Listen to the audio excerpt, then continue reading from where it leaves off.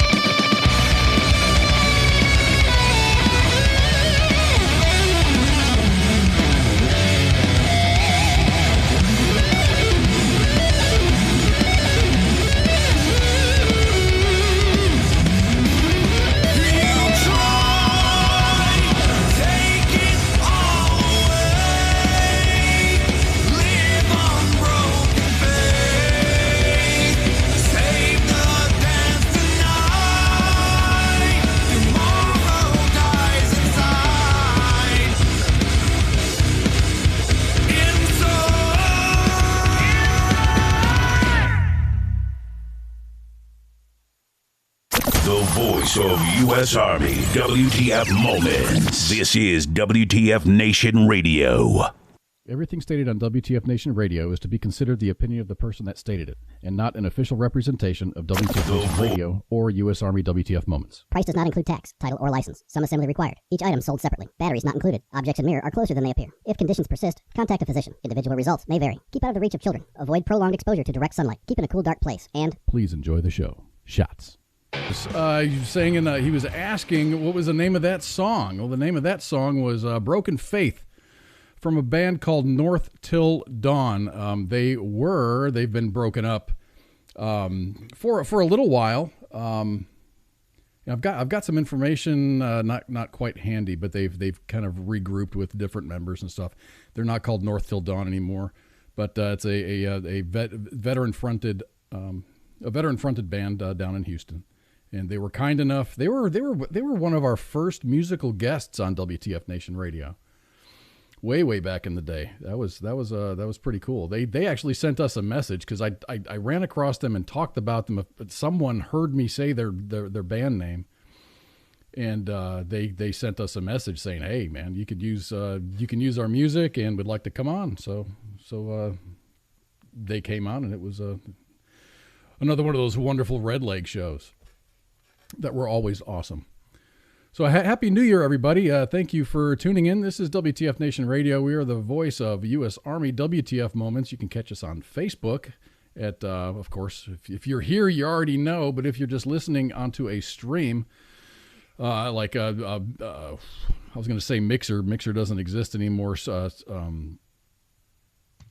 story. YouTube. You can catch us at the U.S. Army WTF Moments on Facebook or U.S. Army WTF or WTF Nation Radio rather, and get us there. Welcome everybody. Happy New Year, man. Did anything everything go your way over the Christmas holidays? I know we've been gone for a while. About a month almost now, I think. Cool. Well, not a month, but it's a lie. It's been a while. 2 weeks. You know what? I had all these glorious plans to go up and see my parents and my brothers and stuff for Christmas, but that just didn't happen, man. I was homebound, stuck in the house for a couple of weeks. No work, no nothing. We were off from Christmas Eve up until this just past Monday, and bored, man.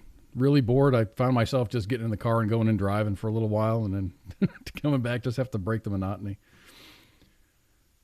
I don't want to catch the Rona and miss work. I didn't want to I didn't want to travel all the way up to Chicago and get infected or stand the chance of infecting the family and have that Christmas 2020 being when Uncle Koz infected everybody and killed Grandma Susan. I didn't want that to happen. That's pretty rough. Hey, Jimmy Dean Brinkley. What's up? What's going on in Virginia, man? Oh, Spanky. Hey, Spanky. Spanky's here. Happy New Beers. December 37th was crazy. Yeah, it was. Dude, this year is it's gone off like a rocket, man. And not in a good way. Wait. Last year around this time, didn't we bomb some random dude in the middle of Iraq? Soleimani. Yeah. Almost started World War III. Had a little bit of a fireworks display in Baghdad. Took out Soleimani. I posted a picture. It wasn't CCTV. I guess they had a spotter out there that knew when shit was going down, and beautiful. It wasn't. I think it was some kind of a kinetic weapon. There was no explosion. It was just the force of this thing hitting that car at a very high rate of speed. Very little collateral damage. It was beautiful. That's what she said. Have you seen all those Office memes that have just started popping up all over the place? Oh, they're great. Hey, woman. Yeah. So Wednesday, I guess we were talking about the year starting out in fantastic fashion. Wednesday on January 6th was an eventful day in American history, to say the very least. A pro-Trump mob these are their words. These are the journalists' words. A pro-Trump mob marched to the U.S. Capitol and stormed it while vandalizing members of Congress's offices, looting material, and attacking police officers. Multiple news outlets confirmed that a total of 4 people have died from the incident. One woman who was fatally shot by Capitol authorities was identified as Ashley Babbitt. Rest in peace, ma'am. And condolences to your family. 2 other men and another woman had passed away from, quote, medical emergencies, end quote, as well. They were later confirmed Benjamin Phillips, Kevin Greason, and Roseanne Boyland. Outlets are claiming that one of the people who died from emergencies actually, and this is kind of funny, played a part in their own death. Sources are reporting that one of the males who died did so after accidentally shocking himself with his taser, causing him to have a heart attack. Play stupid games with stupid prizes, right? Right. A Capitol officer who also died. His name was Brian Sicknick.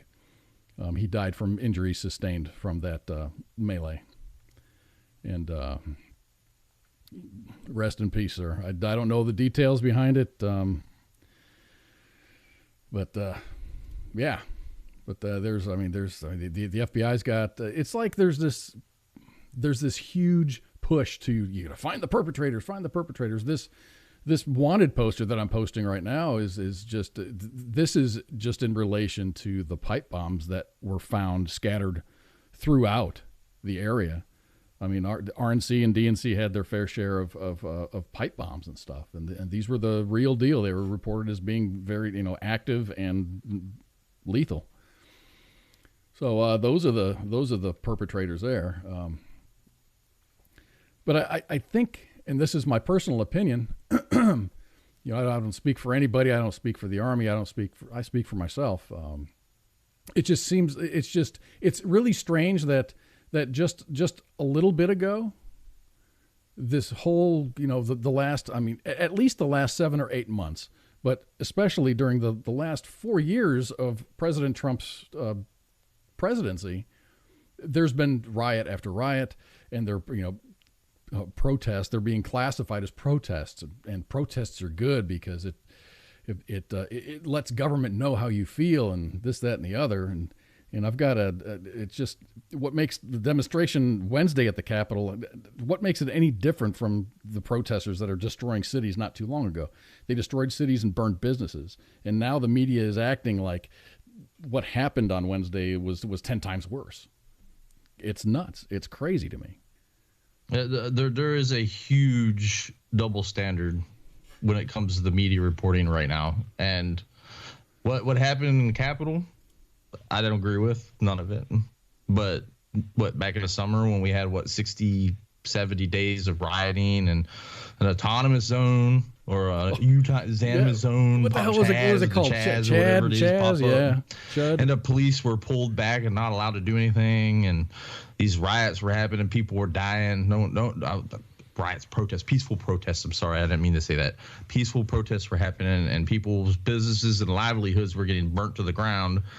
Not a word was said about the media. This is good. This is great. But now that the powers that be, the oligarchy, gets assaulted by the peasants because of everything that's happened over the last 6 months with the stimulus and this porculus bill and everything else like that, the media throws keywords out there to enrage and divide. Simple as that. Right. And I looked. I mean, this was obviously, but this is bad. I mean, I'm not excusing any of this behavior.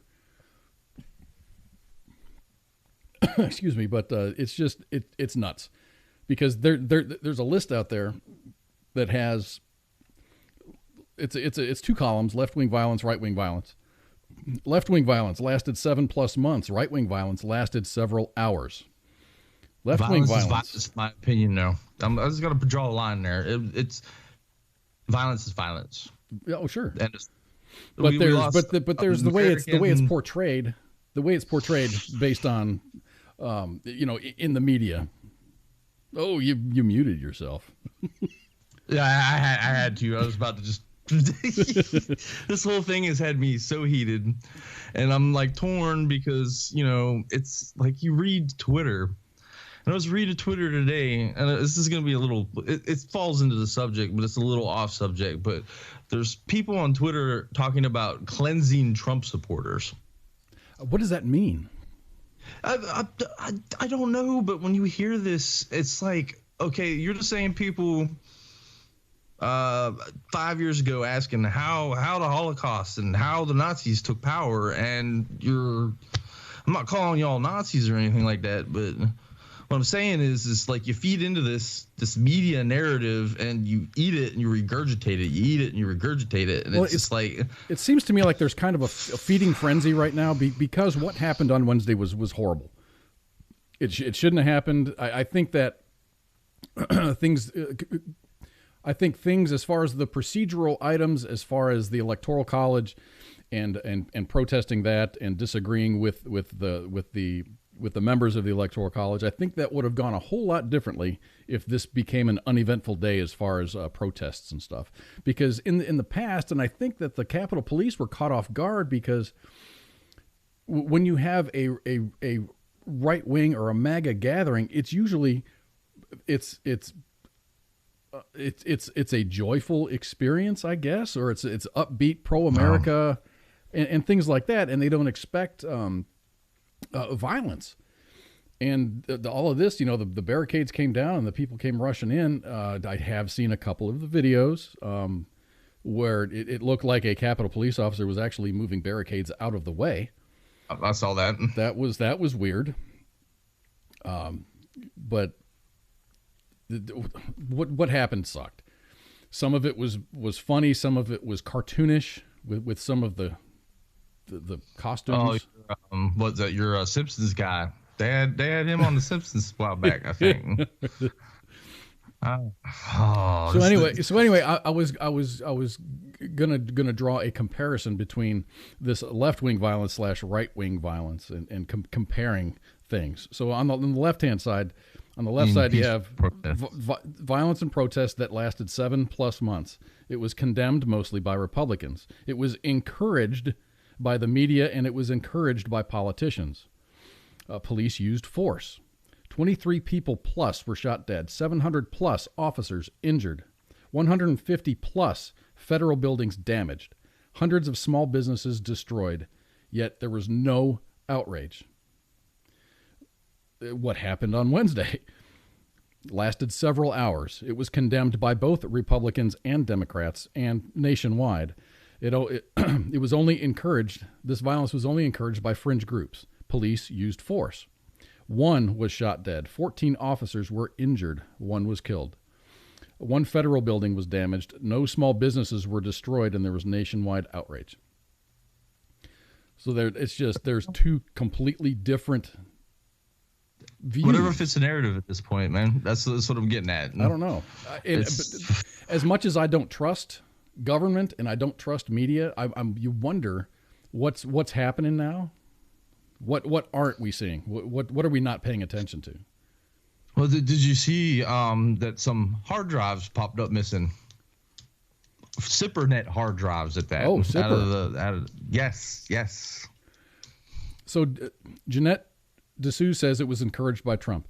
I didn't see that it was encouraged by. I didn't see that the violence was encouraged by Trump. I think what he was encouraging was the support that he was receiving from the tens of thousands of people that were out there supporting President Trump. They were all there to support the Electoral College, the reading, that whole procedural thing. They were there for support. I think that there may have been some bad actors in the group. I don't think, obviously, it wasn't the woman with the onion. Yeah. They maced me. That Animaniacs thing was hilarious. If you haven't seen it, go look it up on there's a video floating around somewhere. I don't have it, but the Animaniacs one. Yeah. Mom posted. I think, was it Mom or Spanky posted that? Yeah. Well. No, I don't think they came out to protest. I think they came out there for support, and it ended up turning into a protest. I think they ended up what they were protesting was the reading of the Electoral College votes. This is a mob mentality is a very weird thing to get into, and it's intoxicating. It's intoxicating. It's one idiot with a hammer decides I'm going to smash this light post, and then it turns into a riot pretty much. You see this all the time in soccer games in the UK and Europe and stuff like that because their team lost, and one idiot decides I'm going to flip this car, and then the whole city's burning. Yep. Or your team wins the Super Bowl or wins the World Series or something like that. There's, it is that mob mentality, and it's definitely intoxicating. Look at it like a metal concert and see how the mosh pits form. It starts off with that opening chord, man. Then all of a sudden everyone's just going crazy. Articles still a lot more peaceful than what happened up at the Capitol the other day. But articles of impeachment are being drawn up, and they're supposed to be, Red Monday. So there's another I mean, what's the date? Okay, Monday. Today's the 8th. It's a fluff game. That's a fluff game. That's exactly what that is. And we're gonna fluff the media and make us look good, even though what was the big thing that was happening? Like less than 2-3 weeks ago when that stimulus package came down, we all realized that there was more pork in it going overseas than it was helping people here in our country. Yep. It was like, oh, we forgot about that. Oh, the Capitol. Yeah. But you guys are getting played by this media like sleight of hand thing. Y'all need to stay focused and keep attention on one thing at a time. There's more talk of another stimulus, a third stimulus, $2,000. Well, you keep paying me, I'm gonna keep taking it. Joseph Murphy, you've got a really good point. Mosh pits are much more organized and rigid, and they are done with respect. That's absolutely that's true. what I'm saying. They're way more peaceful than any of these riots and protests and peaceful protests, because if you get knocked down in the middle of a mosh pit, someone's picking you up. Yeah, I mean, and what was Ashley Babbitt doing there? Did she work there? Did she have any business there? Was she just there for support? Did she just get wrong place, wrong time? I don't know. There's a whole lot of the details. A lot of the details are missing. A lot of the details are missing. Oh, like Captain Wayne over here, Baconator, is saying the bombing in Nashville kind of got pushed under the rug like nothing happened. Absolutely. Haven't heard much about that. Well, the FBI figured it out. It was a conspiracy theorist who believed in lizard men and shadow people. Yeah. Yep. Case closed. Still don't know what happened in Vegas. I'm going to keep saying that until the end of the time. What happened in Vegas? Someone please tell me. Yeah, there's been, and all these it's exhausting. 2020 we're 8 days into 2021 and I'm already exhausted. I'm just gonna go to sleep and just sleep this thing off, man. It's like we're getting on like it's a hangover of 2020 and it's all accumulating all at once is what it is. Maybe everything will mellow out after a while. This first month is just a hangover, and then once we get hydrated and get some food in our belly, we'll be like, all right, let's act normal again. Okay, so here I'm thinking.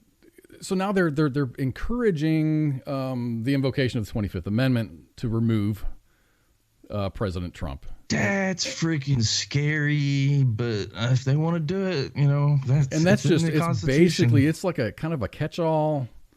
You do illegal shit, or you're mentally unstable, or I really don't think that should be in the Constitution. But we have articles of impeachment that we could follow to do this. But I don't know why they even bothered to put that in there. But right. It's just me. Because, if they set precedent with President Trump, then they can use it. They can just pull it out of their pocket again and use it for President Biden. Oh, they're going to. I don't want to get it.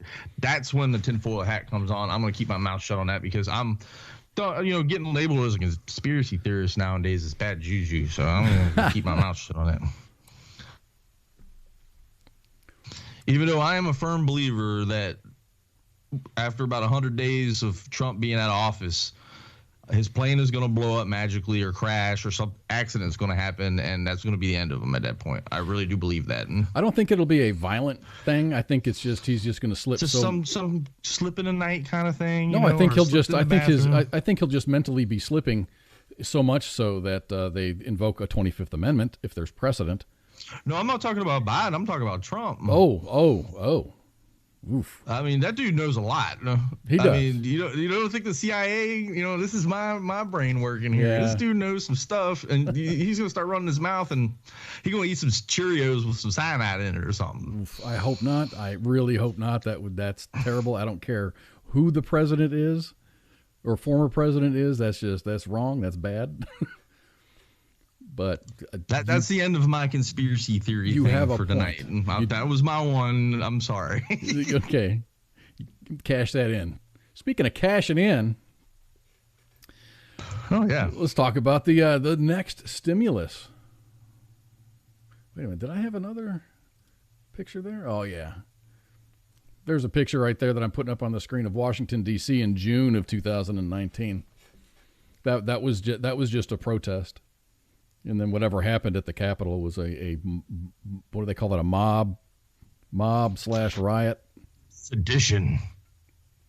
Yeah, they use that word too. Treason. Domestic terrorism. But yeah, I think if it was more of a, instead of a protest atmosphere, I think if it was more of a solidarity type atmosphere, I think things would have proceeded in the as far as the Senate goes, with senators from certain states, objecting to the Electoral College and yada yada yada. Then we probably would have had a 10-day period where they would audit all the votes from whichever state that they wanted to audit, and things may have turned out differently. But I think that bridge is burned. I think President Trump has burned the bridge for seeking to be elected in 2024. No, that bridge has been burnt, and the boat has sailed away at that point. So yeah, I think especially after what happened Wednesday, I don't think he's got a snowball's chance in hell.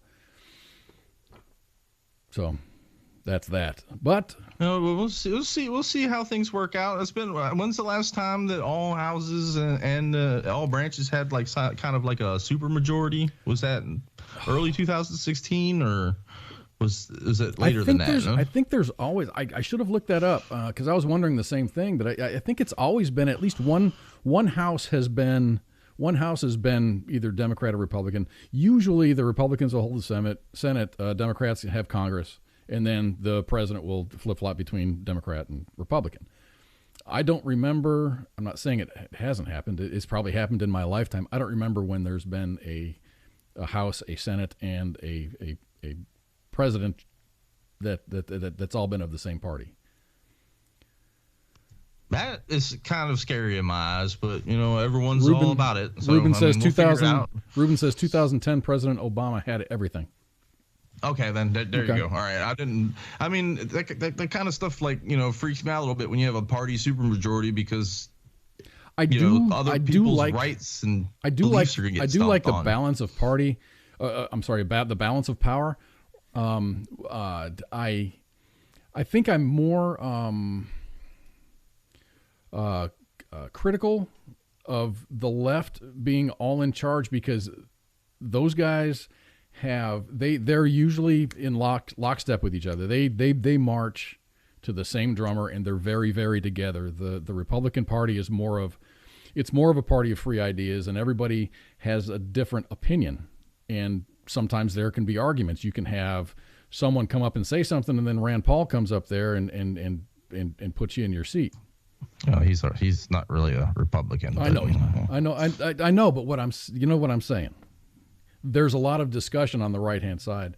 On the left-hand side of the aisle, it's more like the speaker wants this. This is what we're going to do. They kind of put. It'll set up for barrel roll effect of things. Like everything that they wanted, they'll get now. I mean, we'll see. We'll see. You know what? This is still the United States of America. Love it or hate it. This is still the greatest country in the world. I don't like who the managers are now. That's all. There's not a day is not going to go by that I'm not going to go to work. Do you think I liked any of the managers before this? Well, I believe taxation is theft. Period. I don't like the way they run things. They steal from people. They kill people overseas. I just don't like it. So that's just me. But I don't like that either. I don't think it's going to change anytime soon. But I think, and I did see a post that says if you've got enough, if your country has enough revenue to send billions of dollars overseas, then your tax rates are too high. Oh, you're overpaying in taxes. Simple as that. But. Definitely. And even let's just say, for instance, you get, let's say everyone got $1,200 a few months ago, almost a year ago. Holy crap! That was almost a year ago. And then another $600, so you got $1,800, and then another $2,000. Let's just say $2,000. I don't know about you. I pay 12 to 15, around 15, close to 15,000 just in federal taxes every year. So it's. Oh, you paid for a senator's desk then, pretty much. Probably. I paid for that damn podium that guy was carting away. Oh yeah, well, so like in Iraq, So, it's our money. Whatever they send us is our money. The thing is, where our country is so addicted, and I say that, I'm talking about our leadership, that our elected officials that are up there spending our money, they're so addicted to spending. I don't think we have a taxation problem at all. I think we have a spending problem. It's such a spending problem. No, it's horrible. It's like giving your ex-wife your credit card pretty much and saying, "Hey, go do whatever you want to with it." That's a bad idea. Don't do that. No, that's pretty much what we've been dealing with, The senators, I don't know, Ron Paul got on it. Like some of these senators will sit and have $100 breakfasts in these meetings, lobby meetings, and you've got Americans sitting here deciding on what macaroni and cheese or ramen for dinner tonight. There's a disconnect somewhere. Very much. And they spend 30 or 40 years there. Oh yeah, well that's I don't know. I don't think being a congressman or a senator needs to be a retirement plan. I think do a couple terms and then get out. No. I think a majority of Americans could all agree with that. Is there needs to be term limits on these. Nancy Pelosi's like 80 years old now. Yeah, something like that. What was that? I don't know if you remember his name. I don't know if he's from Texas or somewhere, but he was like 104, and every time you'd see him, he'd be like. Oh, you might be talking about Strom Thurmond. Oh, he was in there for so long that he just slept, and all he did was just wake up enough to push the button, yes or no button, and go back to sleep. Well, anyway, let's talk about our next story. The possibility, and this is just a possibility. It's being talked about now, with twin victories by John Ossoff and Raphael Warnock. In the Georgia runoff elections this week, clinched Democrats a 50-50 split in the Senate, with Vice President-elect Kamala Harris able to cast a tie-breaking vote. The narrow majority will likely make moderate senators like Manchin, a West Virginia Democrat, some of the most powerful members in the chamber. Absolutely not, he says. No. When asked whether he supports a fresh round of stimulus checks, he said getting people vaccinated is job number one. Biden initially wavered on whether he would support a $2,000 cash payment, but in the final days before the Georgia runoff, which played a key role in whether he'd be able to accomplish his legislative agenda, the incoming president threw his full weight and support behind the proposal. If you send John and the Reverend to Washington, those $2,000 checks will go out the door, Biden said. And if you send Senator Perdue and Loeffler back to Washington, those checks will never get there. It's just that simple. The power is literally in your hands. And that's a direct quote from Vice President or President-elect Biden. As with most Democrat proposals, it's unclear if they would send a third round of $2,000 payments or whether they would propose increasing the recent $600 check to a $2,000 check. It is also not clear whether the House and Senate Democrats would try to pass the payments as a standalone bill or as a part of a broader COVID-19 relief package. Senator Bernie Sanders, the independent from Vermont, indicated that during an interview yesterday on CNN that he would push for a more comprehensive aid package. That means pork. That also included a $2,000 payment, among many other things, likely teeing up a battle with lawmakers like Manchin. And Scott Rosa, you got a really good point, and that's the first thing that came to mind, too, is that it's kind of like buying votes. Hey, if you vote for me, I'm going to send you $2,000. That's what do they call that? Electioneering? Yeah, didn't some genius back in the day, I can't remember who said it, something along the lines of like once a populace figures out that they can vote funds from the treasury, that a democracy will cease to exist. I don't know who said that, but I remember someone telling me, or I read it somewhere, but pretty much that is the end of a democracy once people start voting for money, pretty much. Yeah, it's crazy, man. I mean, first of all, we're what, 20 trillion plus in debt? No? Oh, well, we're probably halfway to 30. I bet you we're around 20, 23, 25, 25, 25. Well, now we're just taking loans out for ourselves to go buy what, TVs or new. I don't even put that deficit, how it's increased, totally on Trump's shoulders. I mean, because the Rona did happen, and that did cost that did cost a lot of money. So costs a lot of people their jobs because these draconian lockdowns too. But I don't even want to get into that. It costs a lot of people their entire businesses, not just the jobs that they worked at, but people that Own own these jobs, businesses, livelihoods, the whole 9 yards, pretty much. It's just. Don't want to get into that. I've been up and down that tree, and I guess I want old people to die. That's I've been told that so many times. No. So speaking of, we're on the money thing. Oh yeah. The Bitcoin, man. Did you see that? Well, I was going to talk about. We can talk about that in just a second. But okay, move over, Jeff Bezos. Jeff Bezos, money, man. Jeff. I'm talking about money. Jeff Bezos has been dethroned as the richest man. Yes, there's officially a new richest person on the planet, and it's Elon Musk. 49 years old, dude. 49. And did you see his tweet? Yes. They said, he's the richest man in the world. He's like, oh, how strange. Well, back to work. Yep. He don't even care. I mean, he now has a net worth of $184 billion, surpassing Bezos' wealth. The news comes as shares of Tesla, of which Musk and the co-founder and CEO, he is the co-founder and CEO, continue to surge in 2021, following a prosperous market run in 2020 that saw the value of the company rise more than 700%. Musk responded to the news on Twitter, tweeting, "How strange," and that it's time to get back to work. That's crazy, man. That dude has a work ethic. That's just... He's a man with money and ideas, and he employs smart people and surrounds himself with extremely smart people, and he's doing it. He's talked, he was talking about, or he was asked, what do you spend your money on? And he goes, well, half of my money, he said, half of my income is going to colonize Mars. You know what? I have no problem with this. Everyone talks about like eat the rich, la la la la la la. Rich people hoard wealth and stuff. If you take your wealth and better society with it, like I had this argument a while back. If I was Bezos rich, my hometown growing up would have like electric cars driving everywhere, and it would be like the most advanced city in the world. And that's how I would use my money. But Musk here is doing it, man. He built the rocket systems. Holy crap! SpaceX rockets are just like.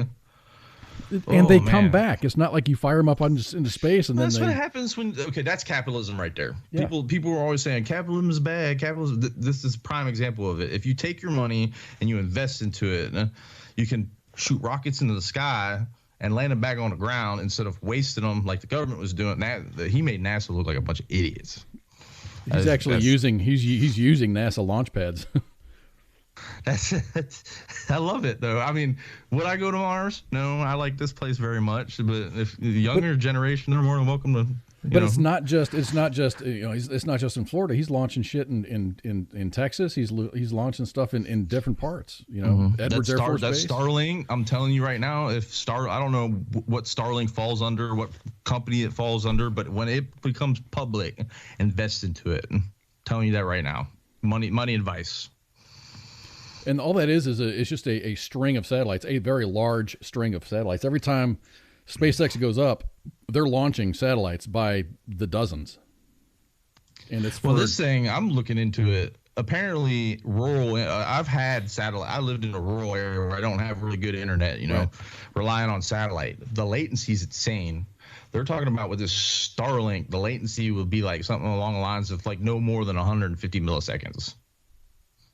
No data caps. I mean, this is going to make people all over the world be able to access the internet pretty much. So let me see. Richard Lampley says, let's talk about the elephant in the room. I'm doing this on the fly here. Who was surprised that Secret Service didn't have target practice on Wednesday?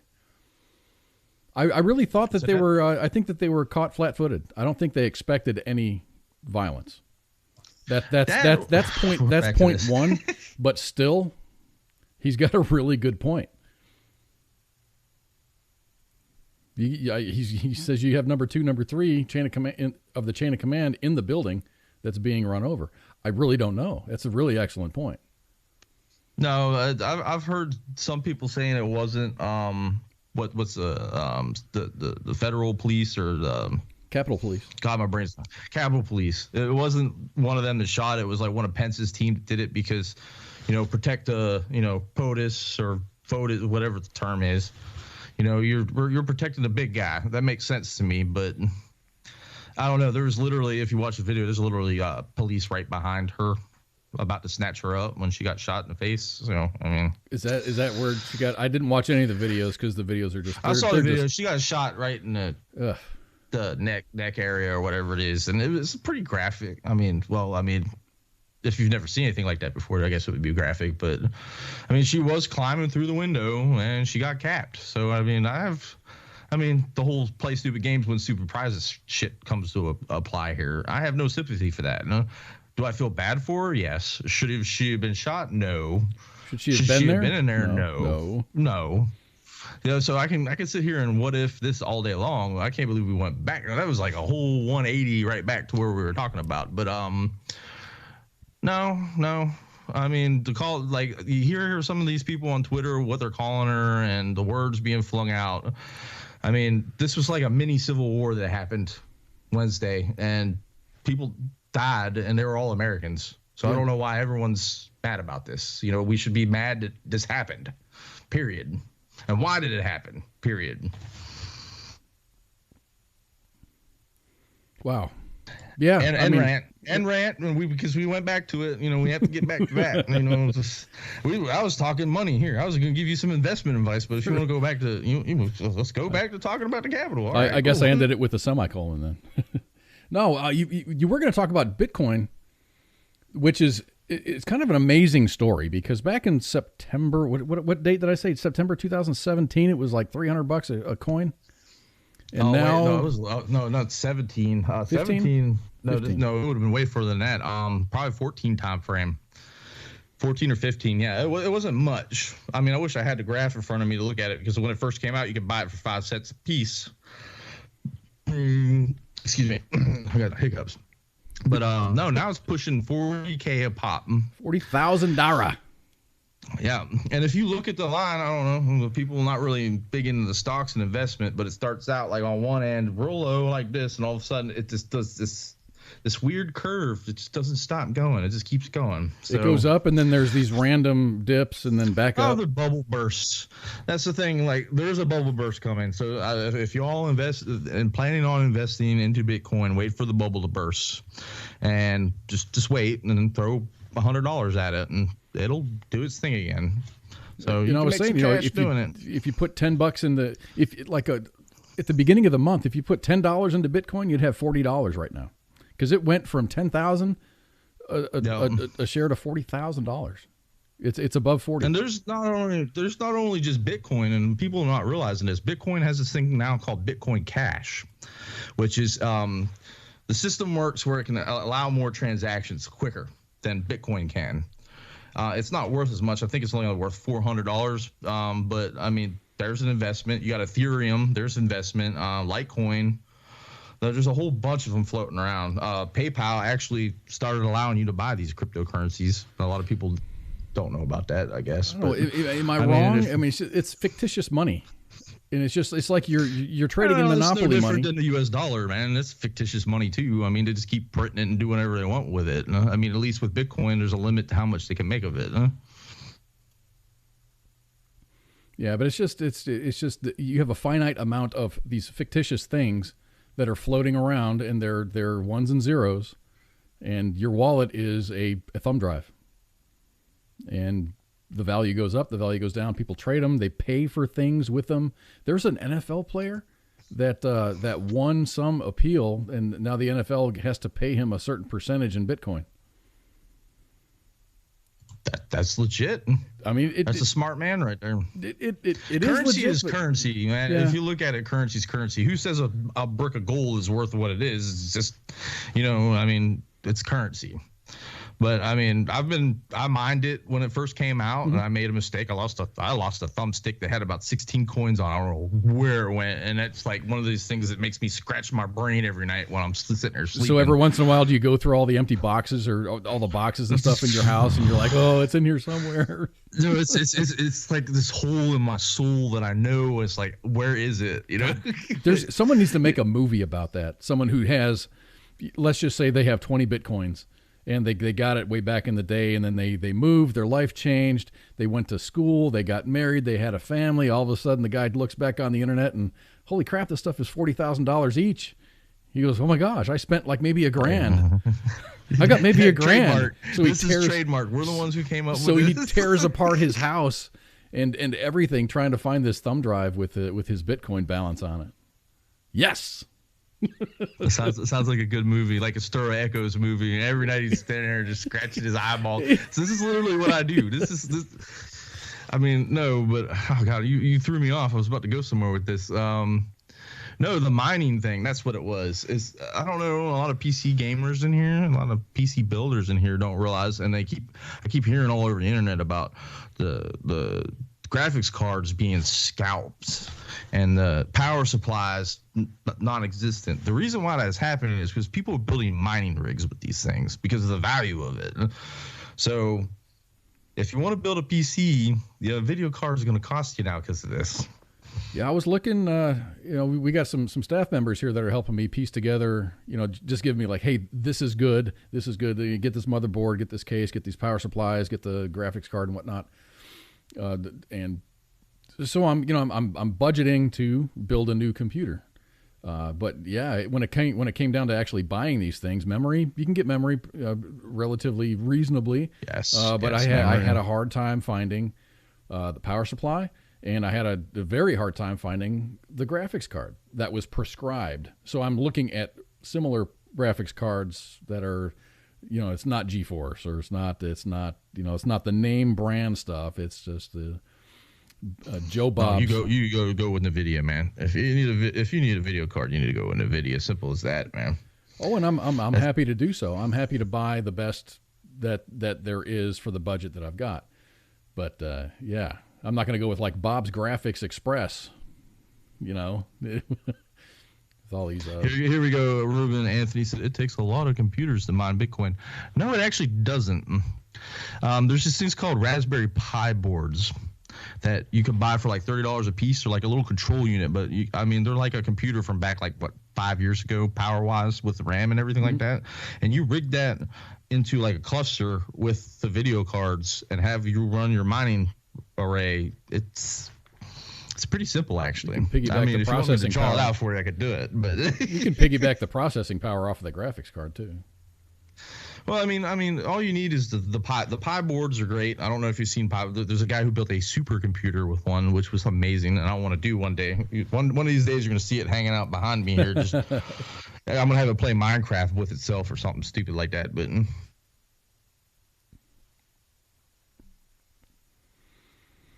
anyways, where were we? I just went on a tangent. I don't know. We were talking about Bitcoin and making Dara. Yeah, Litecoin. There's just check it out.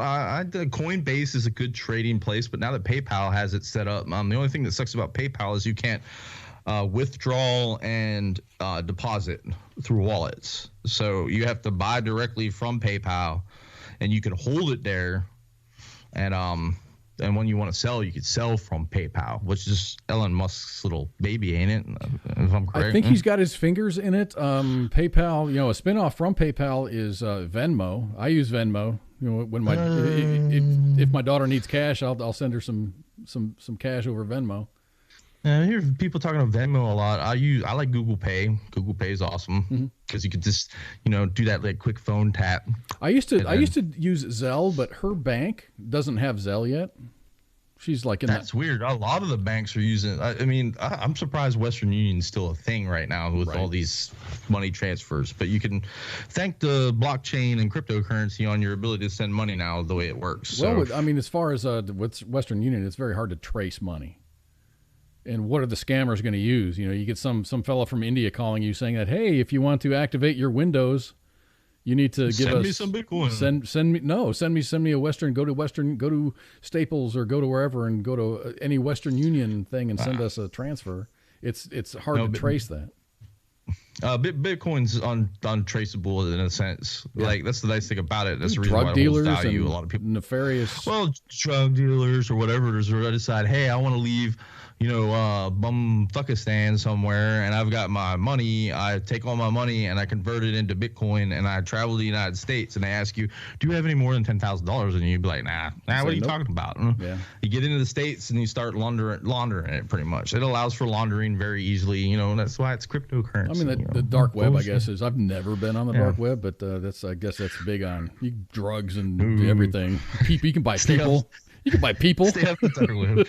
Stay off the dark web. If you don't know what you're doing, stay off of it. Because I thought about getting. I was studying for my CISPA and my CEH. Right, I started getting into it. I started browsing around, and I stumbled across the human organ. Yep. Like eBay. And you'd think this is like BS. No, it's true. No, there's documentaries. Like, there's documentaries on TV about this. It's gross. And I was like. At that point, I turned it off and I stepped away from it. I never went back on there again because it's dangerous. You get caught up, you'll have the FBI knock on your door. Don't play around with that shit. Or not the FBI, maybe somebody else. Oh yeah, someone else looking for a kidney. Yeah. Yeah, I was on my way to an IT degree. I ended up just getting an associate's just because it was good with my technical degree.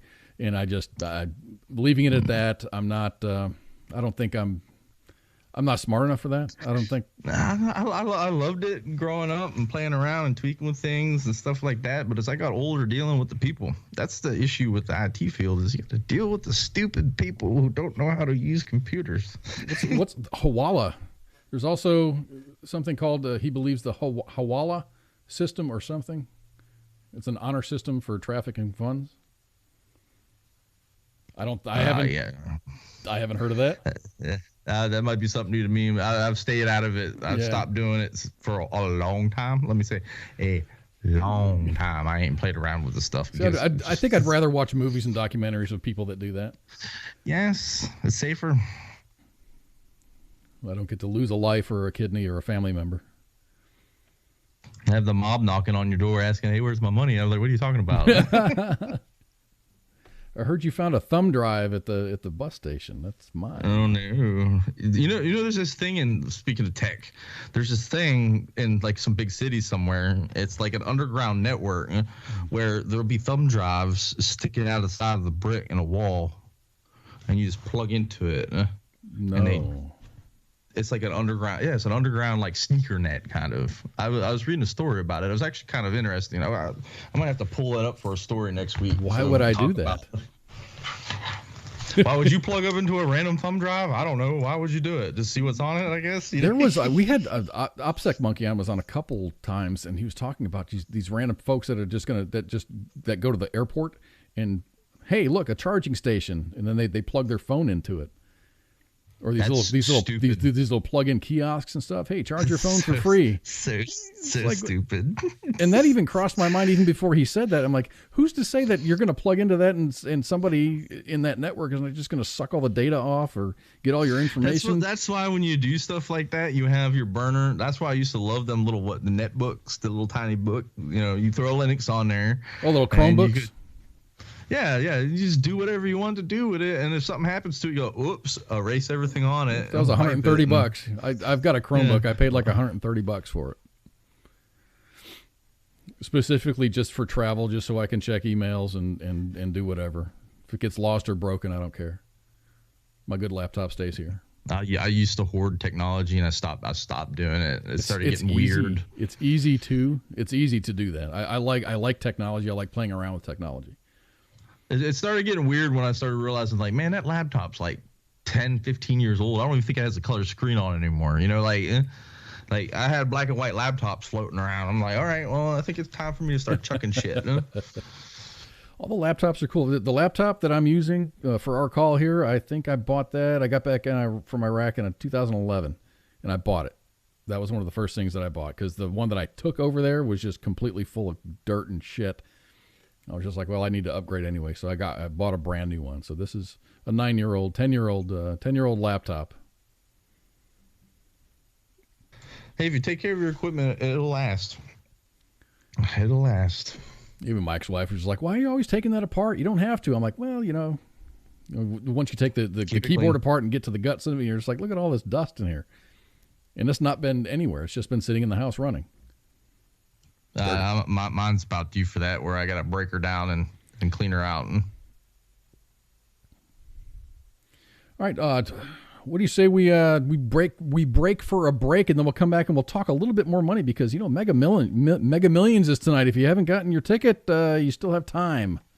Like an hour, right? $510 million is up for grabs tonight in the Mega Millions.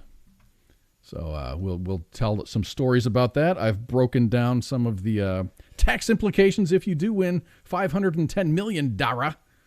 What the federal government's going to take, and we'll get to that in just a little bit. But we're going to take a break right now. We'll be back in about 8 minutes, 7 minutes, 7 minutes. Let's call it 7 minutes.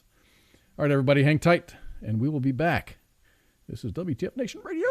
WTF Nation Radio. WTF Nation Radio.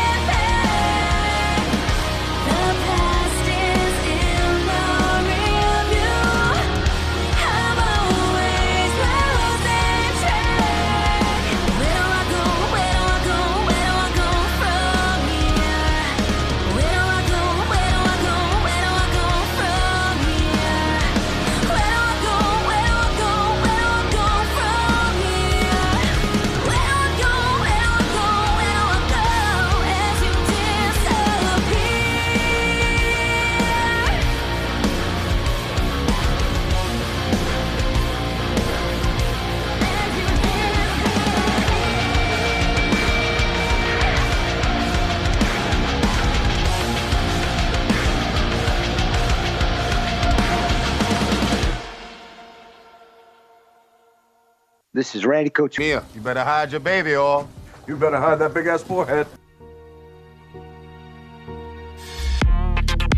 All right, everybody, we are back.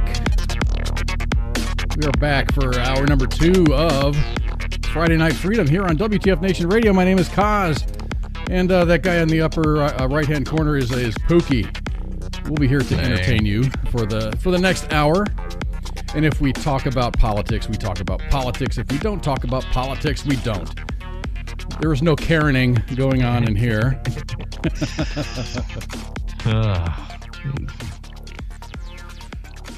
So yeah, we had to take a break. Uh-oh. You know, I haven't had a twisted tea. I've never had a twisted tea. I think I'm wanting to have a twisted tea after that video that came out last week. Oh yeah. Yeah, that's what happens when you run your mouth. You know, play stupid games, win stupid prizes. I say this all the time, but no one listens to me about it for some reason. And this is why I love the United States of America, because it doesn't matter what happens. An earthquake can happen and devastate a city, or it's like the bomb that went off in Nashville. Memes came out, and it's just there's always like it's how the military personnel. It doesn't matter what branch you serve in. There's this sub level that just is where your humor is most effective and most reciprocated is when you go dark. 2,000 years from now, if humanity still exists, God forbid, but they're going to be saying, memeing like so-and-so while America burns instead of like fiddling like Nero while Rome burns, like. And that's how some people, especially me, it's easy to deal with things by making memes or finding memes and sharing them. Dark humor is great humor. It is. It's a good pacifier. It's an early sign of dementia, It's a good pacifier because it gets you past that moment that seems dire and unrecoverable, and then you see a meme that's just beautiful and it makes you laugh, and then you get out of your head for just a little bit, and sometimes that's all it takes. You just gotta kind of snap back to reality and just, haha, that was funny, and yeah. Bravo 6 going dark. Yeah. So we were talking about money, and you were talking about the Bitcoin, and Bezos got dethroned as the richest person, and we've got a Mega Millions drawing tonight, and it's $510 million. So you're not gonna. Let's talk about compare it to the wealth of Elon Musk, $184 billion. This is $500 million. So a billion is a million. 0.05% of what he's worth. Zero. I wonder if there's a 0. My math sucks, but. So the Mega Millions jackpot has surged to $510 million this week after no winner was declared on Tuesday's drawing. The massive prize represents only the 8th time that the jackpot has exceeded $500 million.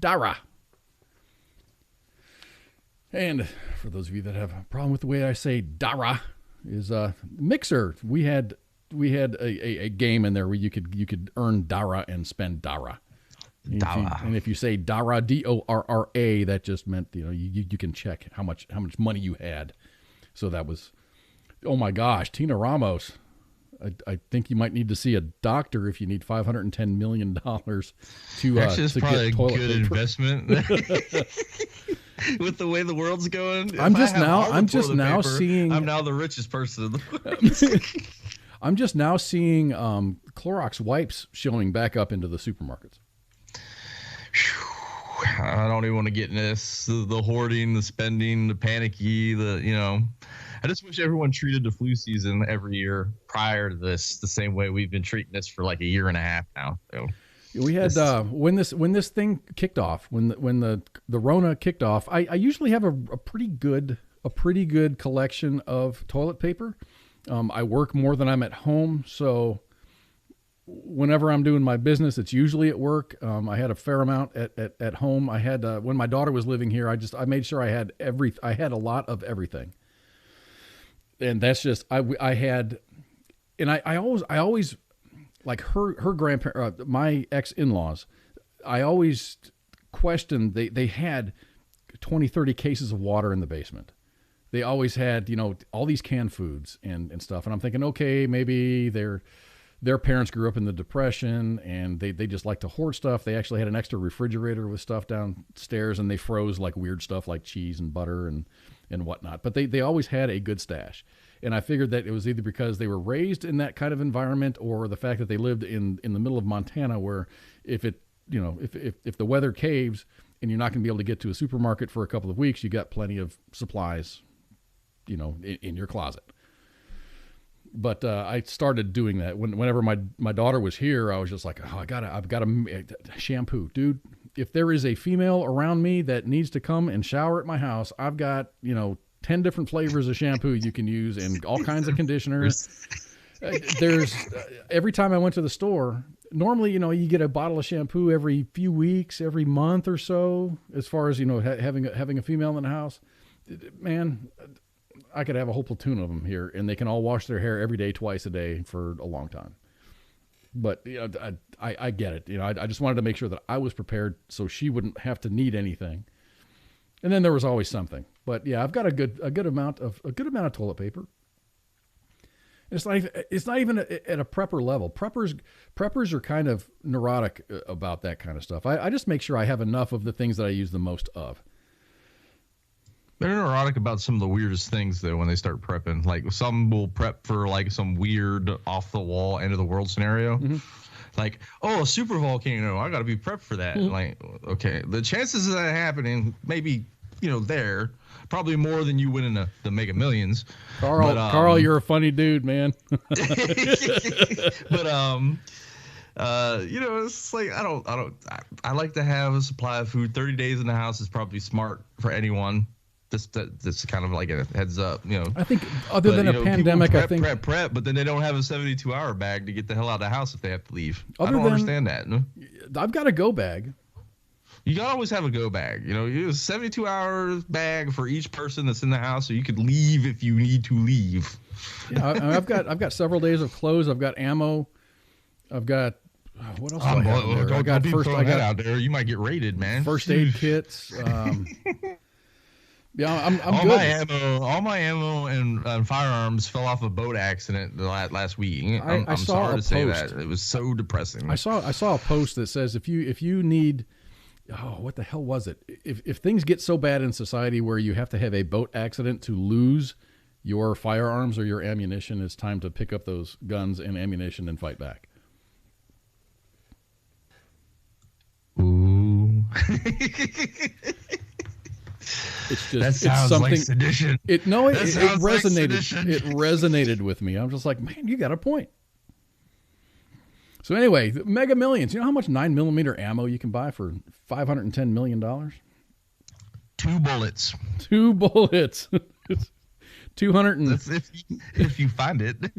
$250 million per round.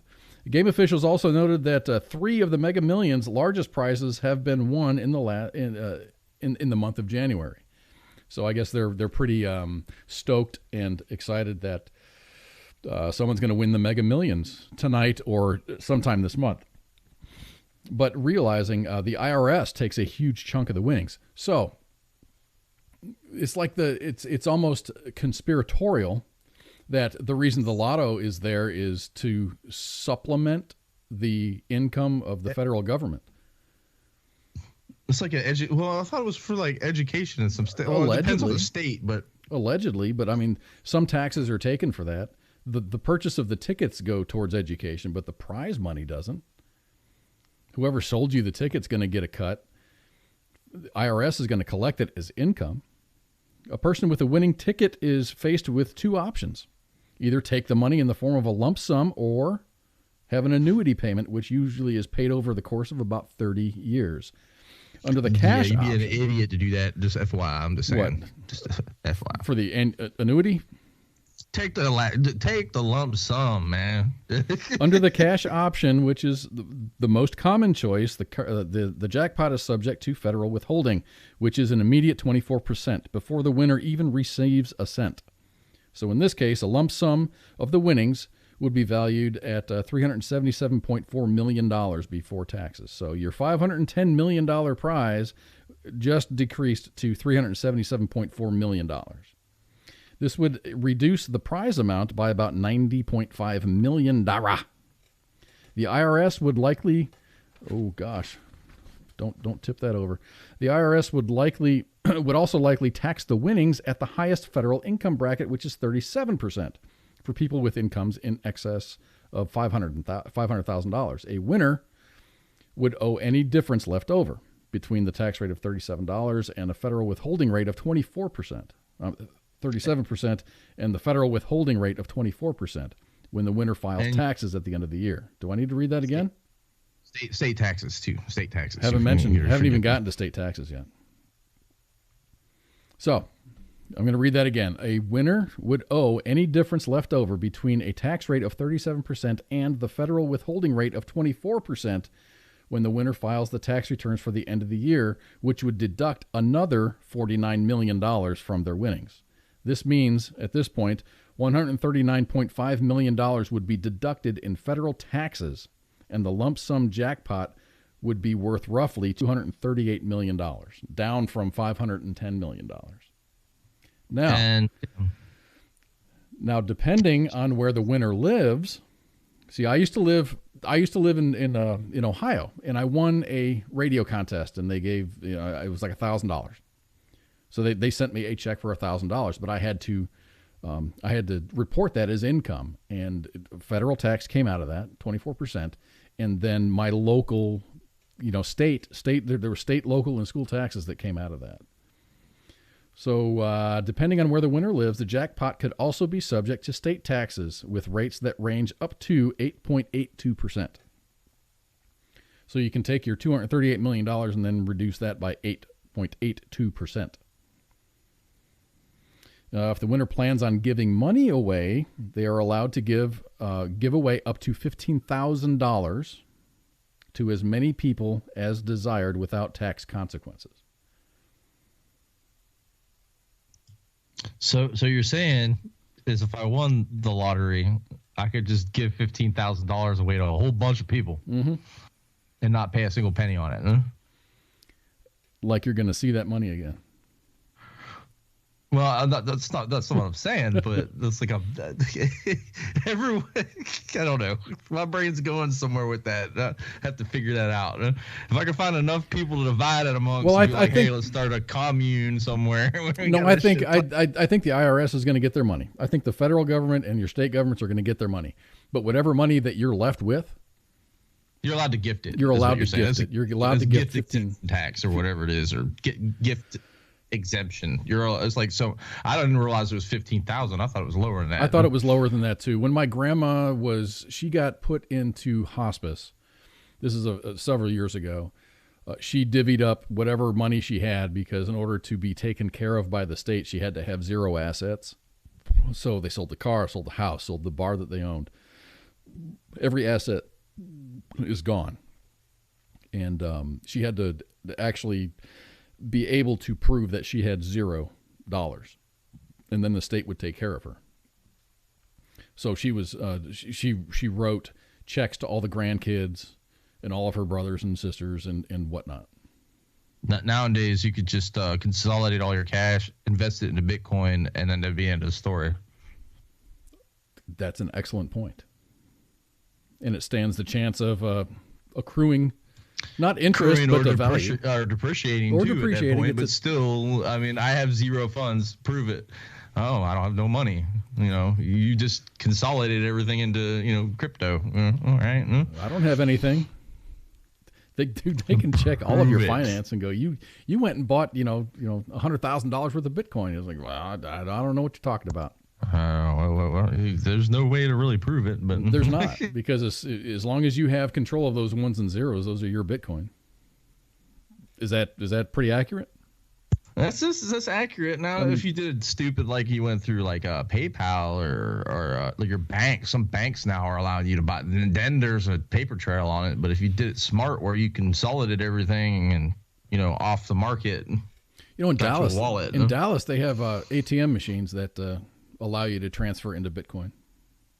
That's legit. I know in Canada, that's a big thing. Yeah, well, we went back to the Bitcoin thing. How did that happen? I must have done that. Holy crap. We're just talking money.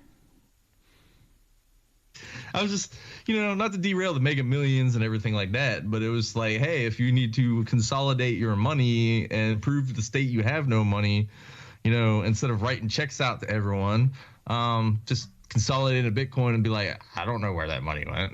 I lost the thumb drive. It's the easy way to do it. Oh, it fell off in a boating accident. So you heard, and I think we did it was a kicking it with Koz show or something. Me and Owl were talking about a guy that had Bitcoin, like a bunch of it. He was controlling. He was one of the money managers as far as Bitcoin. The dude ended up dying. He was a Canadian, and his wife was looking at getting hit. She had to get into his computer system in order to manage these funds, and she couldn't. So there was lots and lots of dollars that were lost because she couldn't get into his system. That is how secure it is. Your wallet, you can set your password on your wallet to whatever. I think it's up to a 128-bit encryption, whatever. So you do the math on how many characters you could throw in there. That stays locked out. If you die and you don't put that password down, that's lost money at that point. It doesn't exist anymore. Well, it does, but it doesn't. But no one's ever going to get their hands on it. It's stagnant money, and you think like someone like OPSEC Monkey could go in and crack it for a percentage, Good luck. Yeah. I don't think anyone's cracked. I might have to look that up. I might be speaking out I don't think anyone's cracked a being Bitcoin robbed wallet. by a fictional person is better than being robbed in the real by the IRS. That's awesome. Yes, that's very true. Very true. Sticking it to the man. Tell you the truth, I think I'd rather lose money to someone sticking me up than having to write a check to the IRS.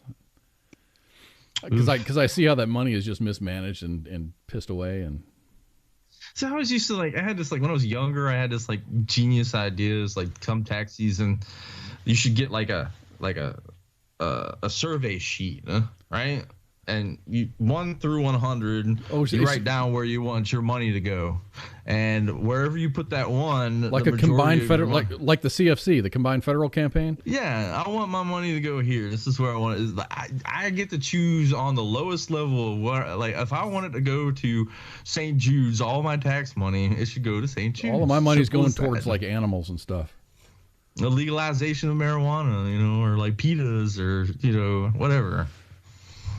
Yeah, that's interesting, but it's like term limits. All that stuff has to go toward go into it's got to go through legislation.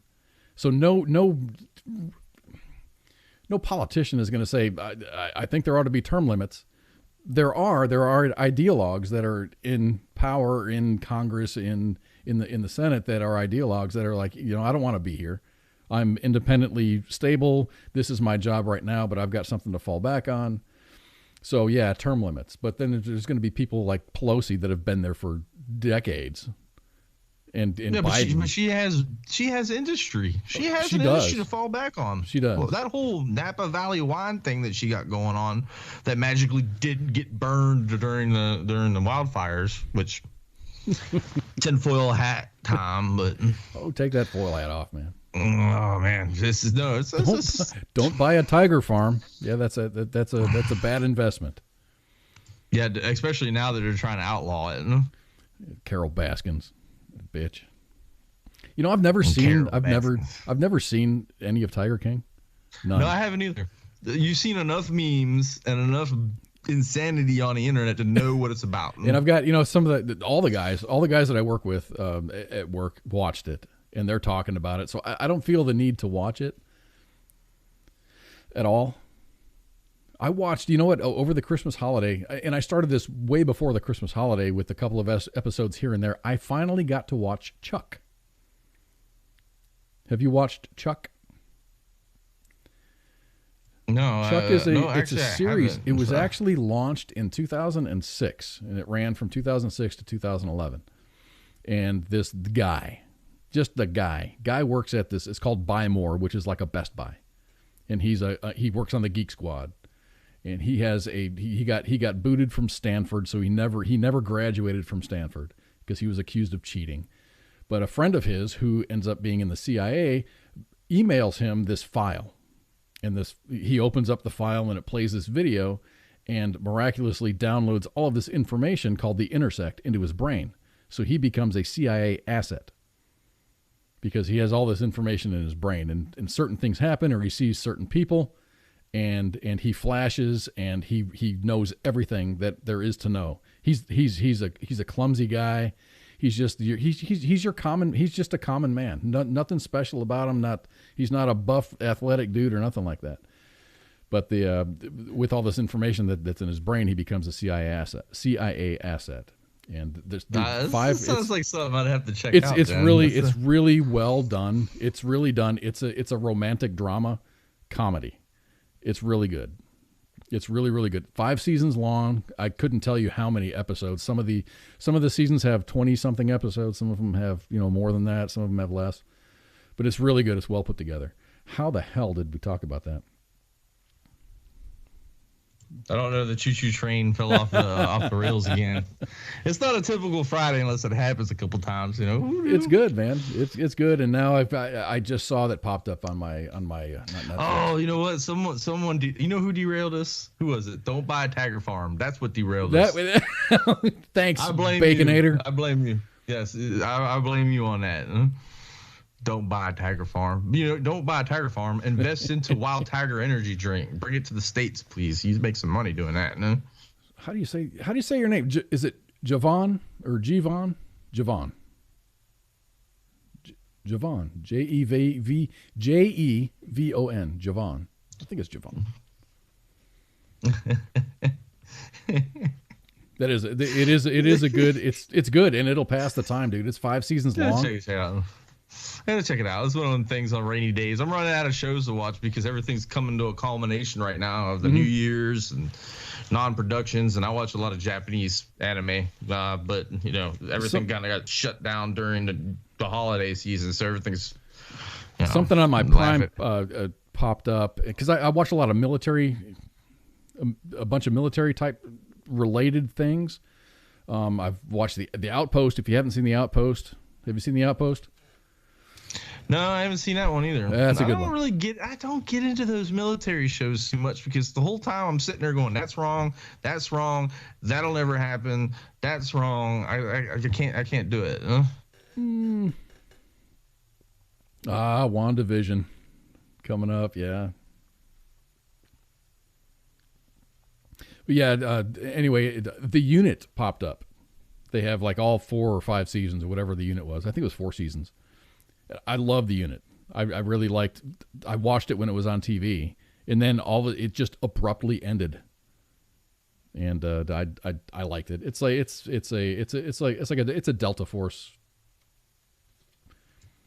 living amongst people under the guise of being in the 303rd logistics something squadron or unit or whatever. But they're all operators, and they get called over to different places around the world and do their things. And it's just, I like that. It's kind of like SEAL Team.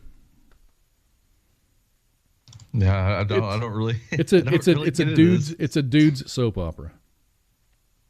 Lots of bang bang. Supernatural. It's like a bang bang shoot 'em up, and then there's enough of a soap opera theme to keep the women in the family interested. There's enough of a love story or enough of a something like that to keep them interested.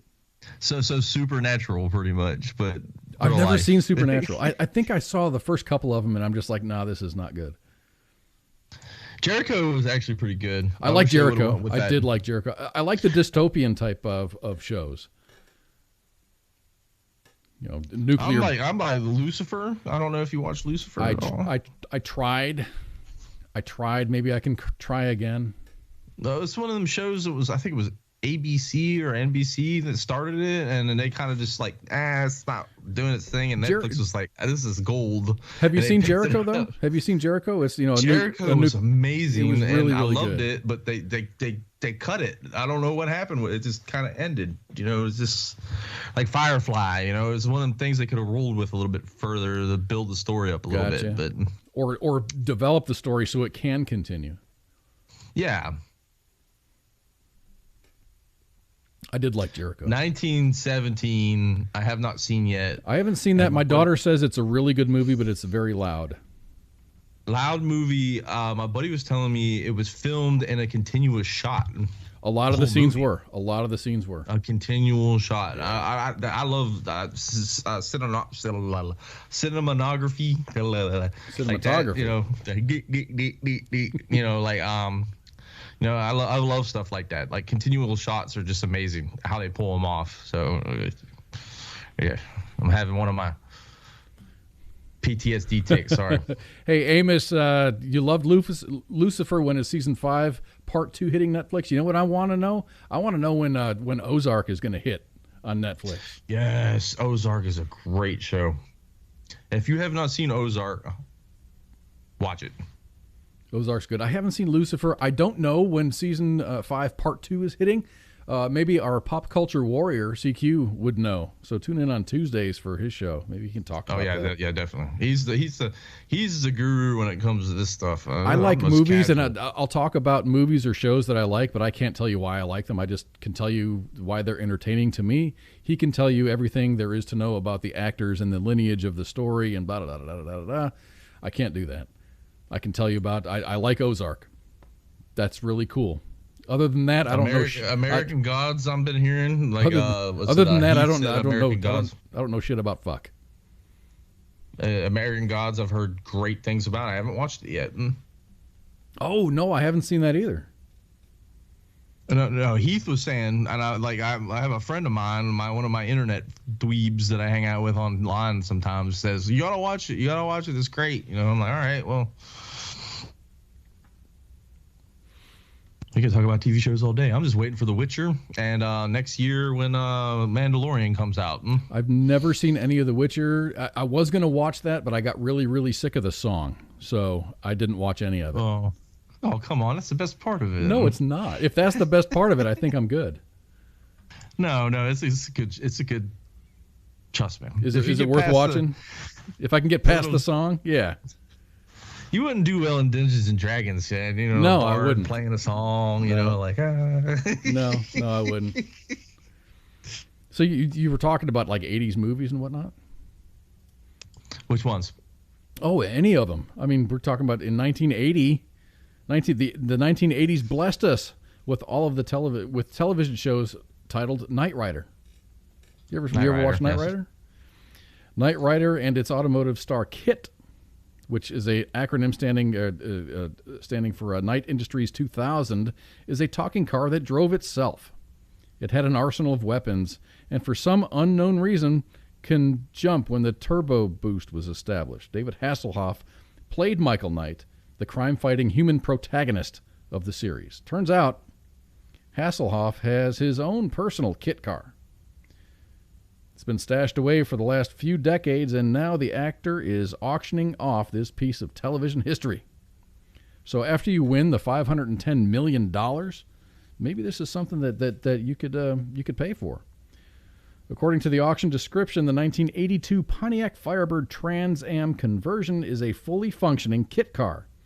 Although please don't expect any weaponry or the vehicle actually helping you solve crimes while it doles out observations. Instead, from the posted photos, we see that the dash lights up just like the crime-fighting Christmas tree, which is right there. I mean, that is the car.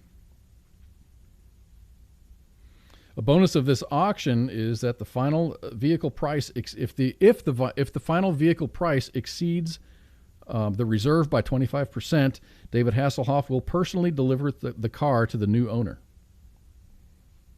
The chances of this actually happening are extremely good.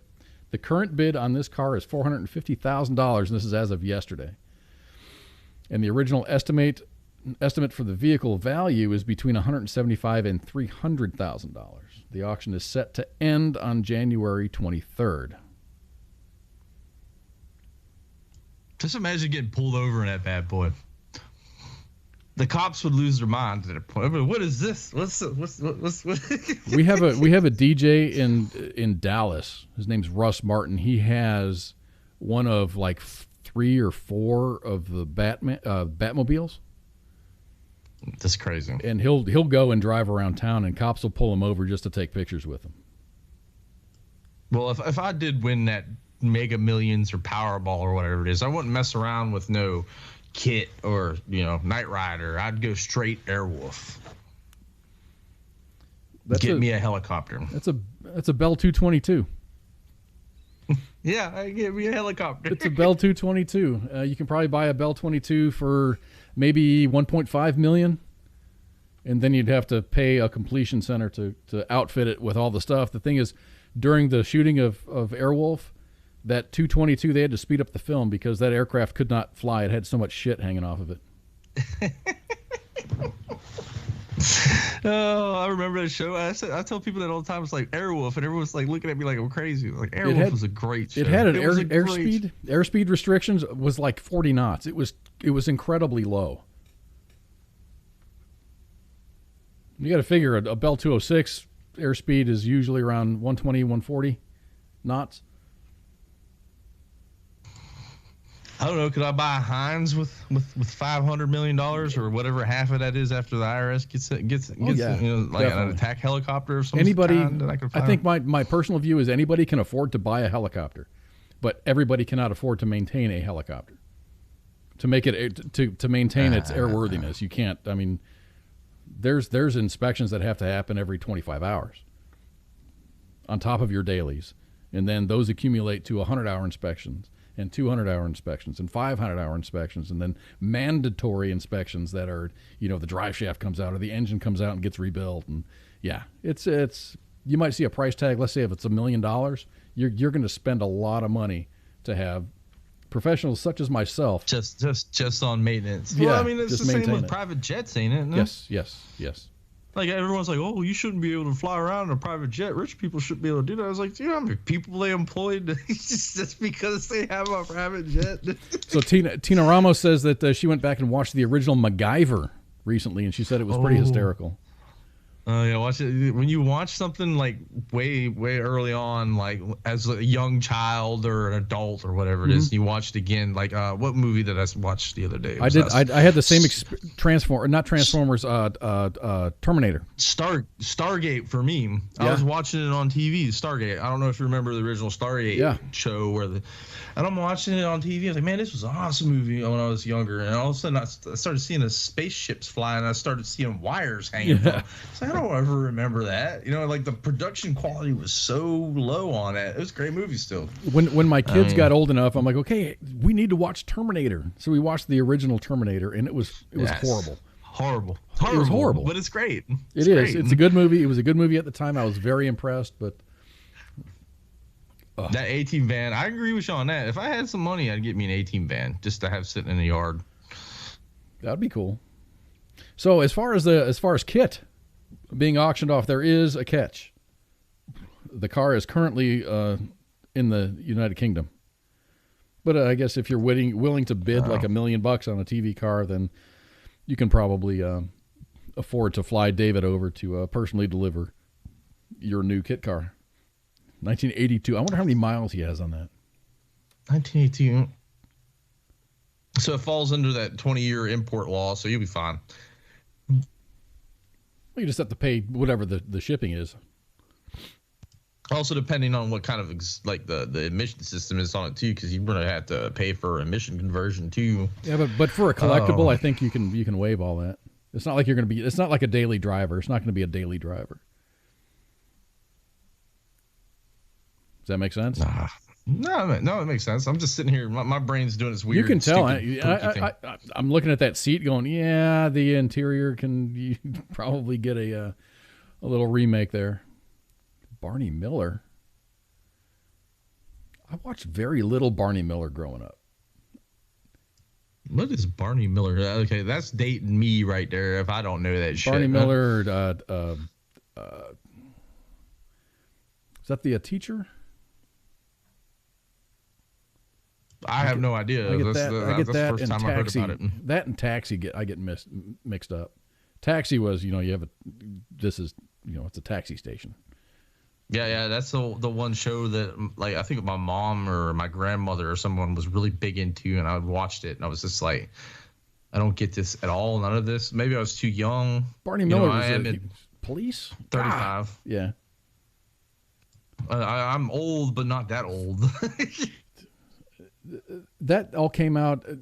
That was all around the same time. Like All in the Family came out. All in the Family was in the rotation. Barney Miller was there. Taxi was there. Laverne and Shirley. Happy Days.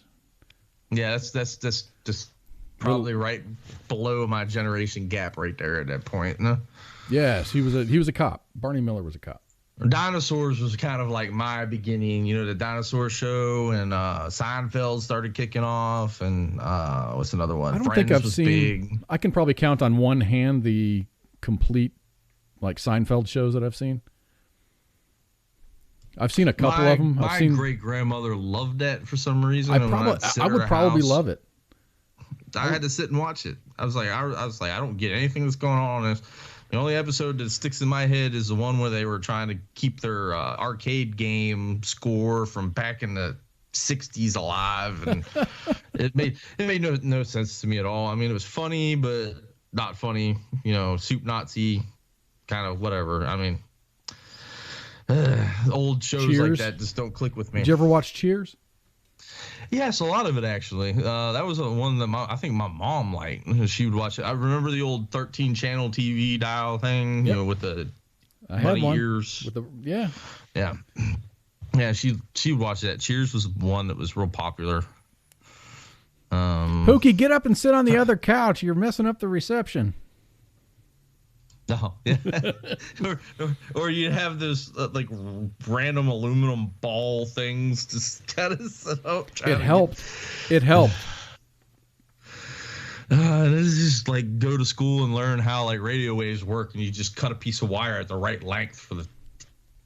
Yeah, but that's easy now. Now that I've gone to school, I can figure. Yeah, I can take the wavelength. I can figure out what kind of. If you have a shortwave radio, I can tell you whatever frequency that you want. Of paper and do the math. You can just do the math, and it's really easy.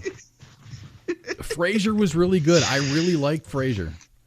The dog was the only thing I remember from that stupid show. It was very cerebral, but on the down low. It was very smart, very, very smart sitcom, but it was all on the sly. Everything was like low. What do they say nowadays? Low key, so cerebral. You just had to pay attention. Like, what's that? The Big Bang Theory. Like some of it's funny, but it's the nerd value to it. Like the way they inject the nerd value into it. Like they make the Star Trek jokes, and I'm like, yeah, that's not really funny. But then, laugh track in the background. Like I always used to say is if you took Friends and edited the laugh track out of it, it wouldn't be a funny show. Not really. I wasn't a big fan. I wasn't a big fan of Friends. There's a few episodes that I find hilarious, but I liked it because Courtney Cox is just gorgeous. So all them women in there were just. But now the Father Time does its number on people. So well, I mean Jennifer Aniston still looks good for her age. I don't give a crap what anyone says. Yeah. Oof. She got that J-Lo gene going on. I don't know what that is. There was something in the water back in that day that people were drinking on it. And it's like my dad. My dad is the same way. He's probably pushing 80. He's in his 80s, and he looks like I remember him when he was in his 40s and 50s. It's cool because I'll see him and my mom just complains, my butt's getting fat, and my dad's like, hey, I'm gonna go mow the grass. He doesn't give a damn.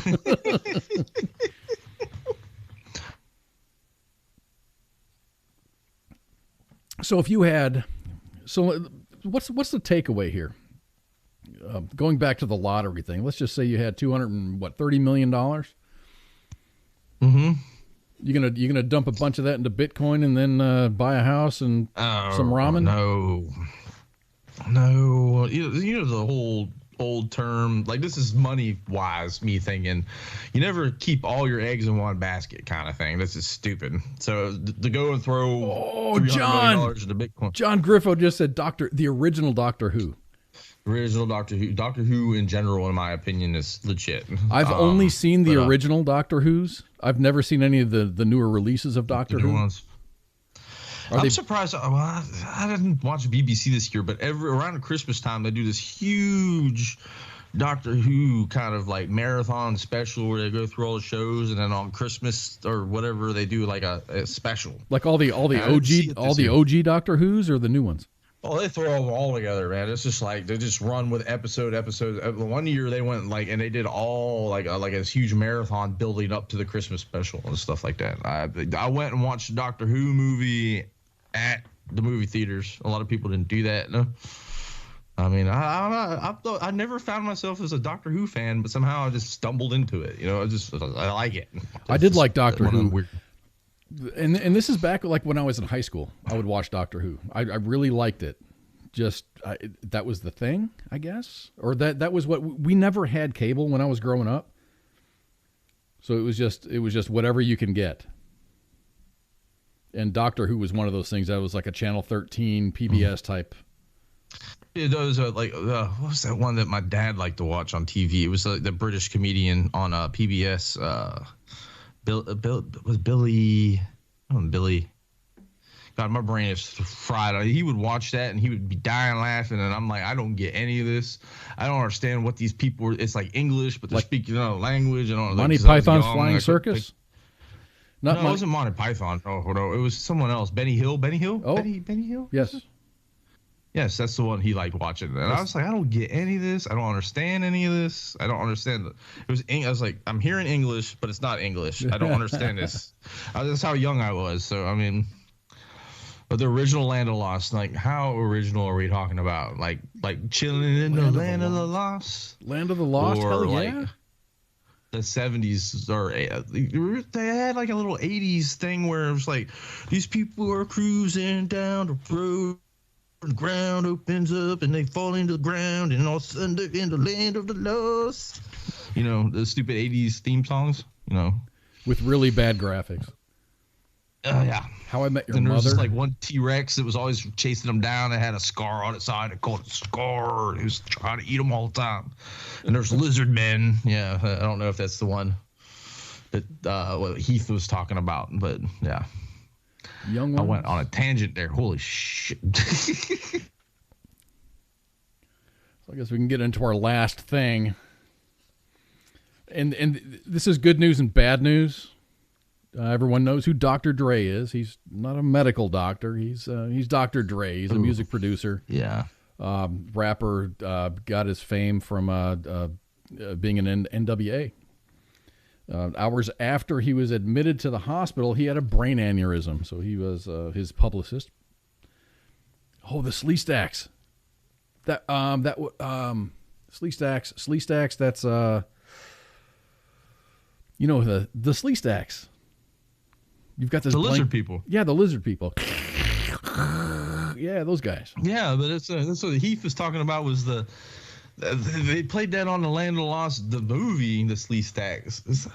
Was it the same though? Are you really? No. Okay. Now that you're thinking about it, I didn't even thought of that. Like, did the crossover on it, like the movie Land of the Lost, were they really like going with the whole like 80s Land of the Lost and trying to make a movie? If it was horrible, then yes. Oh, I didn't even think of that. Holy shit. My head just exploded. Heath just blew your mind, man. Oh.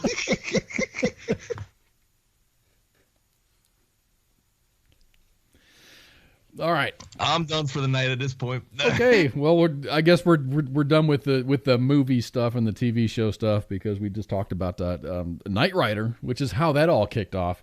So Dr. Dre's in the hospital. Hours after being admitted to the hospital for a brain aneurysm, music mogul Dr. Dre's Hilltop, Los Angeles home was the target of an attempted burglary. Four suspects were arrested, according to the Los Angeles Police Department. LAPD officer Lizeth Lomelli confirmed that on Tuesday night, LAPD officers responded to a report of an attempted burglary in which suspects were seen coming over the hill near the 12,700 block of Sharon Road in the hills above Brentwood. After a very short pursuit, 4 suspects were arrested. An investigation is still ongoing. That's sad news. Fun fact for all of this, Dr. Dre paid $40 million for that Brentwood mansion that was previously owned by Tom Brady. Tom Brady. Tom Brady used to own that house, and then Dr. Dre bought it for $40 million. And his wife Giselle. Like Dr. Dre almost a billionaire, or is that someone else? Oh, he's probably he's Jay-Z's the rich guy. He's super. Jay-Z's the rich one. One of the richest rappers ever. Dr. Dre's got some money though, man. That dude got money. He does. Let me expand on this little story here. As if Dr. Dre's week hasn't been rough enough. He's going through a divorce. And this is kind of what he had, a brain aneurysm because he's probably stressed the fuck out.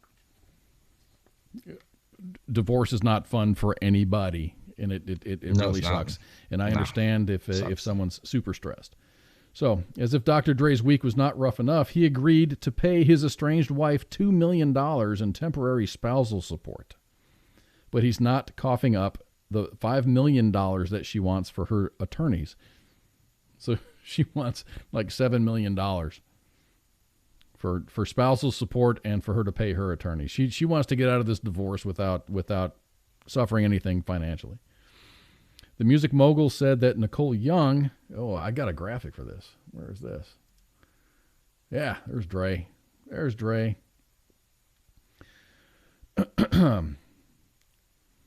So he's going to pay $2 million. At least until the next divorce hearing that's going to happen in April of this year. Now it's going to be up to Nicole to decide how much of that amount that she forks over to her lawyers. So Dre's going to write a one-time check for $2 million. And then she's going to have to pay out of that whatever her lawyers want. This is what her demands are. His lovely ex-wife or estranged wife says that Nicole is demanding $2 million a month plus another $5 million in attorney fees.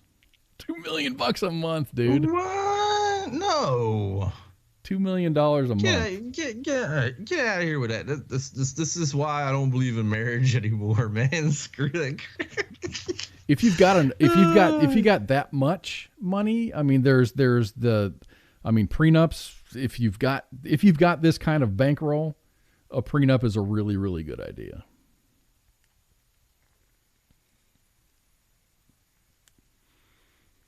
Well, someone said in the chat that he looks young. He sure does. He looks good. He's 55. Speaking of divorce settlements, I had to look this up real quick because I knew it happened. Jeff Bezos went through divorce, right? No? Recently, yeah. His settlement was $38 billion. With a B? Yes, $38 billion. That's like more than a lot of countries. That's Trump money at that point. Oh, definitely. Holy crap. $38 billion. You talk about money. That's nuts, man. Like, I'm married to you. I'm going to get $38 billion from it. Like, there was a comedian out there who's like, okay, what did you do to earn that? Fuck my husband. That's cruel, and that's very crude. In multiple ways, yes.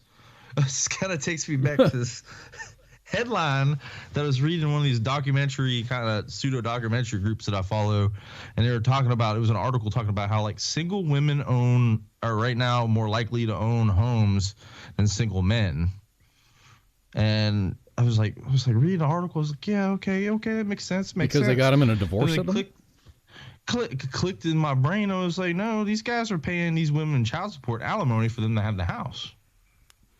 The single women, they've got multiple kids. Now they're getting alimony and child support. They can afford a house when they've got a second paycheck coming in.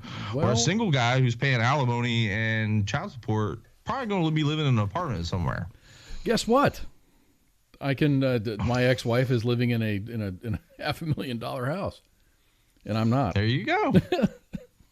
There you go. I mean, like, it's just like I was reading article. But in her defense, both of my kids are educated. They're both college educated now, so we're good on that, but still, she's got. That's legit. That's legit. Take care of your kids, man. That's what you got to do. If you have kids, take care of your kids. I tell everyone who's worried about money when they're young, I say this to the young bucks that are worried about making money when they're older. I was like, wait until you're older to have a kid and make sure you're married when you have a kid to do it. But no one wants to listen to me about that. But I mean, I don't like marriage in the first place, but if you're usually older and you're 28, 29 and you have a kid, you're a little bit more stable in your career to be able to afford a crap. So as was reported, and this information comes from TMZ, Nicole is demanding $2 million per month. What kind of habits do you have to require $2 million a month? No, that hair. She get that the hair done. You see her cheeks? She got to get that plastic surgery, that booty lift every week. Plus the look good for whoever. I don't know. I would touch that with a 20-foot pole, but...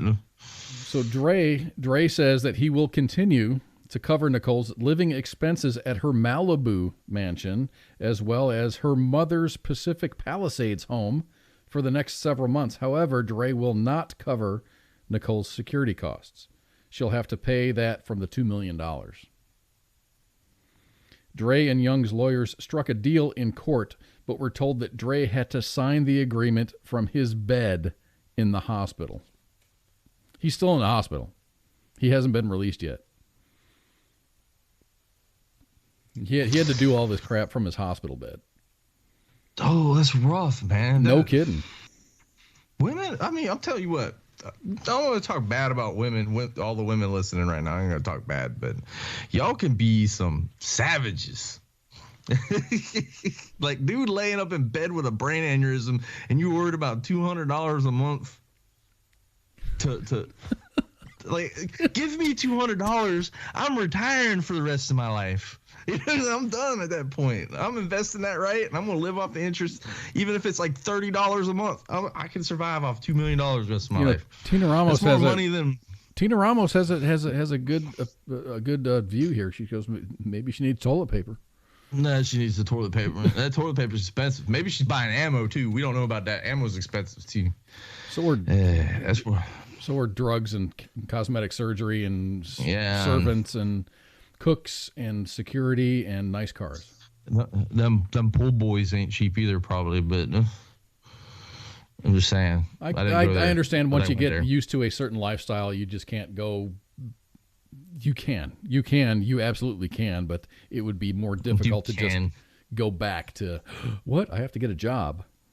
It'd be kind of like saying, like, hey, Bill Gates, my man, you lost all your money. Now you're going to get to work at McDonald's, and you had a budget for, like, a normal person. He wouldn't be able to survive. He wouldn't be able to do that. He wouldn't even know how to buy Rice-A-Roni or how much it costs. It's like, oh, my gosh, milk is $3 a gallon? Like, yeah, like when you've got billions, you don't think about that. But $3 a gallon on, minimum wage, you're like, I just worked a half an hour to pay for this. Yeah, that's the way the world works, man. Get over it. It's like politicians. I'd hate to go back to politics, but these folks in Washington have lost their grasp on the value of the dollar for the common person. No, they just throw these monies. I think I was saying that earlier. They have $100 breakfasts and don't even think twice about it, and they think that's how the rest of us are living. Oh, we're gonna have this big eggs Benedict, and no, Americans ain't living like that. And I budget, dude. I've got to replace my fence, and I'm budgeting for that. And I'd like all these new things. I've got all the stuff I need to do my bathroom, and I'm just now I just need to download some motivation to get it done. Yeah, I've been saving money up. I knew I had to take these trees down. Help my family. Me and my family all got together to help take the trees down in the backyard, right? We knew what the price was. We got the estimate for it. I saved money for 3 months in order to put my money into it. That's $2,600 to take these trees down. I saved money for 3 months to do it. Like, it don't seem like a lot of money, but when you're budgeting and doing things, like these congressmen, $2,600 to them is just chump change at that point. That's their parking fee for the month. That's how much their pen probably costs, or the lamp on their desk or something like that. They don't think about that shit. Huh? All right. Well, everybody, I guess that will conclude our Friday show. All men and all women. It's great to be back. We could talk about that. A woman, so I've be been it. saying it all night. It's been flying over it all night.